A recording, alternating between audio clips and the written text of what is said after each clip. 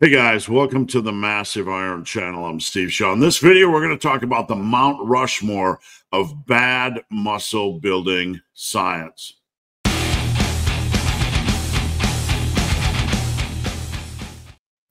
Before I get into this topic, if you guys need coaching, check out the link below.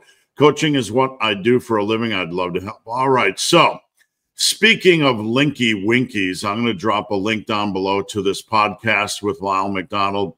It is 2 hours long. For those of you guys familiar with Lyle McDonald, he is one of the OGs, one of the originals on the internet. Very scientific, very intelligent. So I highly recommend that you check him out if you want to learn more quality information on hypertrophy and nutrition. Now, in this clip with Varun's podcast is one of my favorites, one of the best in the industry. I've been on it twice. In this podcast with Varun, he has a lot of amazing information, but they dive into the Mount Rushmore of bad hypertrophy science, bad muscle building science. Now, do I agree with the 4 people he chose, that Lyle chose to be up here? Absolutely. I absolutely 100% back this video, and it's why I want to share this clip. I've seen the points Lyle makes in this video clip over and over again. So let me know what you guys think. Drop a comment down below, and here we go.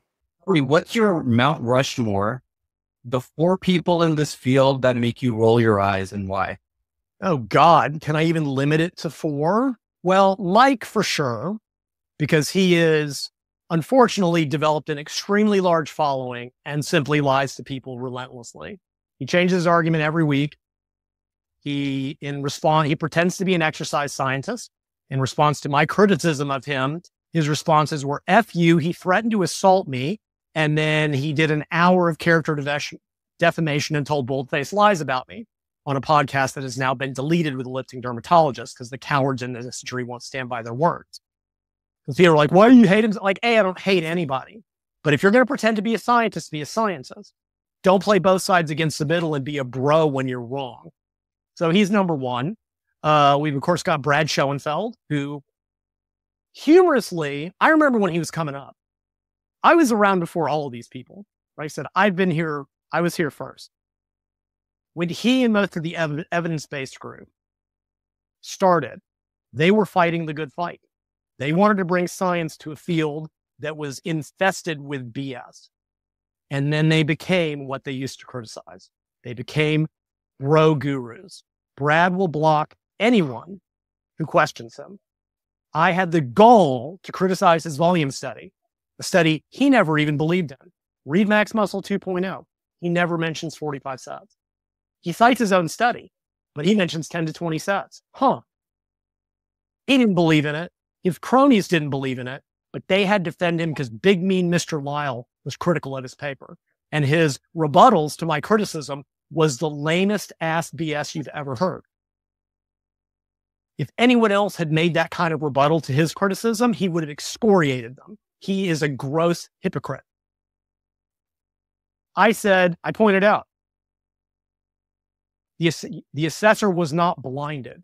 And he goes, I'm not biased. Oh my God, are you kidding me? We're all biased. And anyone says they're not biased is lying to themselves. And they go, that's not even the point. The point is that in science, not blinding the assessor is a source of bias. Brad doesn't think the rules. Now, he'll criticize other papers that don't blind. He's been on position papers that said they need to blind the assessor. The rules don't apply to him. So he's another one. Menno Henselman, who, as a physiologist, is a mediocre statistician. He misrepresents every study that he puts on his page. Because if you go read what the paper said he says, what he says the paper says and what it actually says is never the same. They all do that to one degree or another, but he's another really egregious example. And then finally, probably, not to give the guy any more credit than he deserves, but, we've got the up-and-coming Dr. Milo Wolf, who is better at social media than at his craft, who spent a year promoting nothing but length and partials. Every video he did was length and partials. And then a paper came out showing that peripheral ROM leg pressing was just as good as full range, and he completely flip-flopped. You don't need full ROM. You don't need full ROM to get big. Like, the industry is a joke. Because again, when you have to do daily social media posts, you have to jump on every new paper. That's not how science works. When you build a scientific model, you look at all the research. You don't just look, you don't go paper by paper by paper.